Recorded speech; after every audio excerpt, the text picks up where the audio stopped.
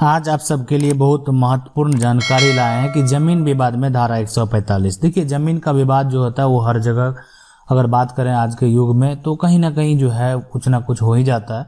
तो उसमें एक धारा 145 है और आपको धारा 144 तो बहुत सुनने को मिला होगा, लेकिन उसमें जो है धारा 145 जो है उसका भी एक अहम भूमिका है और बहुत लोग जो है इसको झेले भी होंगे। लेकिन आज समझने वाली बात है और हम आज जो टॉपिक डिस्कस करने वाले यही है कि जमीन विवाद में धारा 145 क्या है और इसको जमीन विवाद में क्यों लगाया जाता है, क्या कारण है लगाने का। ठीक है, अगर आप सबको जमीन पर इस धारा को लगाना है तो क्या करना पड़ेगा, सारा प्रक्रिया समझेंगे। देखिए, सबसे पहले अगर बात करें कि अगर आपका कोई भी जमीन जो है, मान लेते हैं ये जमीन है, या तो इस पे किसी का कब्जा है ना, जब किसी का कब्जा है, या मान लेते हैं कि आपका कोई कब्जा कर रहा है, मान लेते हैं इसको कब्जा कोई कर रहा है कि ये दो बात हो सकता है कि कर रहा है, ये जो तरह का मतलब मैटर हो। एक तो हो सकता है कि कब्जा किए हुए भी है, अब है कि आपको किए हुए तो आप उस पर चढ़ना चाहते हैं, आप उसको हासिल करना चाहते हैं, या कब्जा करने का कोई कोशिश कर रहा है। तो इस केस में मान लेते हैं जमीन मान लेते हैं कि आपको क्या करना चाहिए। सबसे पहले इस विवाद के लिए, जमीन के इस विवाद के लिए सबसे पहले आपको जाना है, आपको अनुमंडल में एसडीओ के पास जाना है और एसडीओ के पास जाने के बाद आपको एक आवेदन लिखना है। और उसके लिखने से नहीं होगा, मान लेते हैं आप अकेले सारा काम अच्छे से नहीं कर सकते, तो इसके लिए एक वकील भी जरूर कर लें, ठीक है, ताकि सारा कुछ आपको अच्छे से मेंशन कर देंगे उनसे। और ये जो है जिनके खिलाफ आप कर रहे हैं, जो आपका ज़मीन कब्जा किए हुए हैं, ठीक है, तो क्या होता है कि उस पे लग जाता है 144, धारा लग गया 144, है ना। और मतलब आपने अगर एप्लीकेशन लिखा और वकील के द्वारा जो है एसडीओ के पास दे दियो के थ्रू जो है उस व्यक्ति पर नोटिस आ जाता है और उसमें 144 धारा लगा दिया जाता है।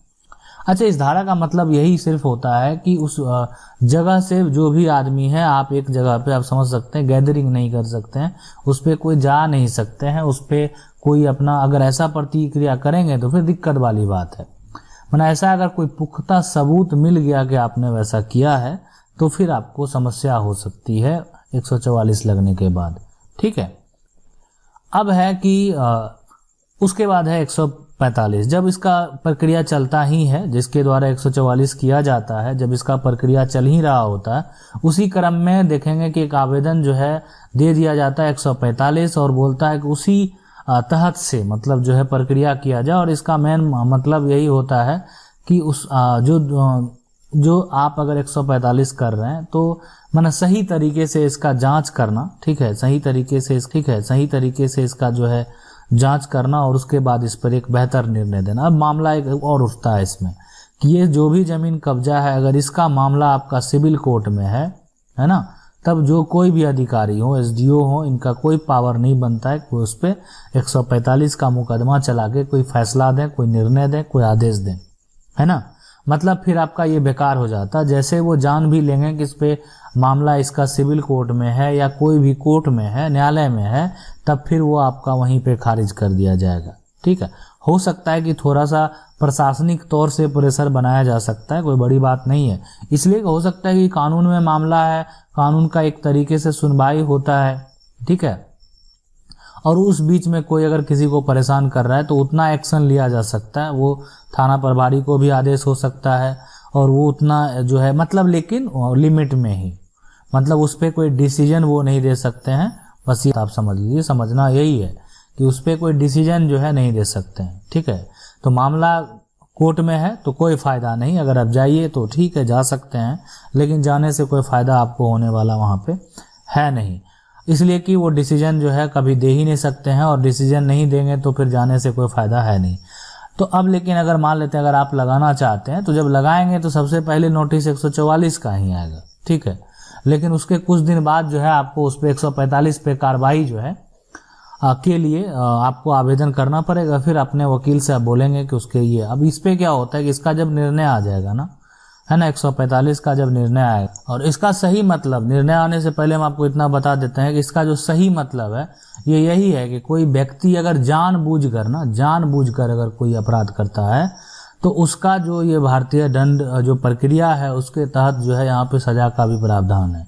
तो इसलिए लोग सोचते हैं कि उसको 144 से 41 में उसको सुनवाई करने का कि अगर वो सही में गलती कर रहा है ऐसा और इसका सबूत मिल गया, इसका गवाह मिल गया, तो फिर उसको सजा का भी प्रावधान होता है। तो लोग ज़्यादातर वही करते हैं कि मतलब 144 के बाद कुछ समय बाद उस पर 145 लगा देते हैं। देखिए फिर भी ये जो है सब एक तरह से ऐसा नहीं है कि ये सब धाराएं जो है वो गैर जमानती है। आप इसमें आसानी से जमानत भी होता है, मतलब ऐसा नहीं है कि ये सब का जो एक्शन होता है उसमें आपको जमानत नहीं मिलेगा।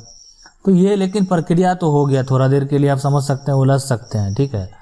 दूसरी चीज़ होता है कि अगर ये सारा बात आपको लगता है, देखिए अब ये आपके मन में सवाल आएगा कोई गलत तरीके से, तो बिल्कुल इसका डिग्री अगर मान लेते हैं कोई गलत तरीके से भी अगर दिया जाएगा, मान लेते हैं जो इसका किसी गलत तरीके से अगर डिग्री दे दिया जाएगा तो वो भी ऐसा नहीं होता है ना, बहुत रेयर केस में होता है। तो आप उसका जो उच्च अधिकारी है उसके पास उसके लिए जा सकते हैं, कोई तरह का दिक्कत नहीं है।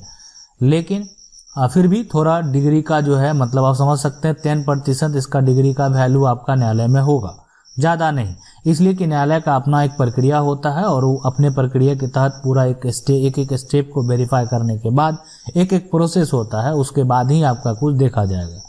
आपने क्या किया नहीं किया, लेकिन आपके पास जो पुख्ता दस्तावेज है, जो पुख्ता सबूत है, न्यायालय में वही चीज़ देखा जाता है और आपके वकील वही दिखाने का प्रयास करते हैं आपने क्या वहाँ पे जो अधिकारी के द्वारा हासिल किया, ठीक है। वो एक आपका समझ सकते हैं कि एक प्लस पॉइंट हो सकता है, ठीक है, प्लस पॉइंट हो सकता है, वो आपका एक डिसीजन नहीं हो सकता, ठीक है।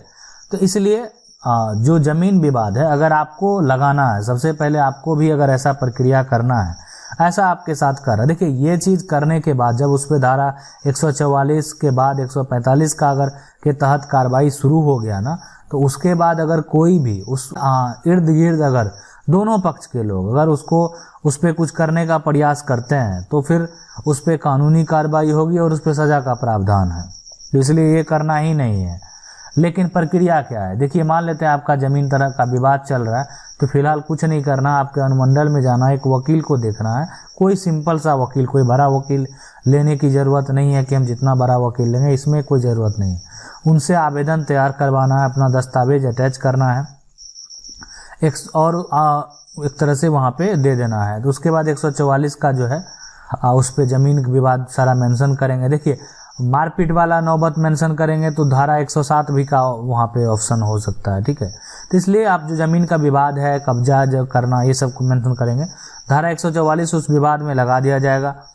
लगाने के बाद जो है उसके बाद उसी क्रम में फिर आप उसको 145 के तहत कार्रवाई करने के लिए अपील करेंगे वकील के। आपका 145 के तहत जब कार्रवाई किया जाएगा तो अगर मान लेते हैं जो व्यक्ति है और उस क्रम में आप समझ सकते हैं जो वो प्रक्रिया है, मतलब जो ये फैसला है, उस क्रम में अगर वो फिर गलती करने का कोशिश करता है तो उसको अगर उसका सही तरीके से अगर उसका वेरीफाई किया जाएगा, गवाह उसके जो है अगर विपरीत अगर गुजरेगा तो समझ सकते हैं उसको सज़ा का भी प्रावधान है। तो दिक्कत यहाँ पे हो जाती है। और इस डिग्री को हासिल करके मान लेते हैं लोग, उस डिग्री को हासिल करने के बाद जो है कानून को भी थोड़ा पावर मिल जाता है, ठीक है। अगर कोई ओपन स्पेस ज़मीन है, मतलब खाली ज़मीन है, तो उसको आसानी से आप कब्जा पा सकते हैं प्रशासनिक स्तर से, ठीक है। तो किसको नहीं पा सकते हम? उसको नहीं पा सकते हैं कि अगर ज़मीन पे कोई व्यक्ति मान लेते हैं घर बना के रह रहा है और फिर आप उस स्टेज में इतना प्रक्रिया से आप सोचेंगे कि उसको हासिल कर लेंगे, तो वो उतना आसान नहीं होगा। उसके लिए आपको फिलहाल न्यायालय जाना ही होगा। पहले ये मामला एक समय था, अगर बात करें तो अलग अलग अधिकारी को दिया हुआ मामला था और उस पर एक्शन लेते थे, लेकिन बहुत से ज़्यादा दुरुपयोग होने के चलते इसको जो है बंद कर दिया गया और ये सारा पावर अब जो है एक तरह से सिविल को दे दिया गया। मतलब सिविल के द्वारा, न्यायालय के द्वारा दोनों पक्ष को वेरीफाई करने के बाद ही कोई ऐसा निर्णय जो है होगा। तो अगर आपको करना है बस ये प्रक्रिया आप अपनाइए। इसके बाद भी इसमें मामला 146 धारा का भी होता है, लेकिन आज हम इसके बारे में डिटेल से, आज हम सिर्फ जो है 145 के बारे में बात कर रहे थे। तो ये इतना प्रक्रिया, और उसके आगे भी होता है प्रक्रिया, 146 का भी मामला होता है, उसका भी अपना एक अलग यहाँ पे नियम है, ठीक है। तो अगर आप इसको जानना चाहते हैं तब हमें कमेंट में पूछेंगे, तो हम इस पर भी स्पेशल जो है, और सभी लोगों के डिमांड पे ही, जो लोग जानना चाहते हैं, बहुत लोगों का सवाल रहता है, तो उनके डिमांड पे भी हम जो है उसके टॉपिक के बारे में बताने का प्रयास करते हैं। तो अगर आप जानना चाहेंगे तो एक स्पेशल जो है 146 के लिए भी वीडियो लाएंगे।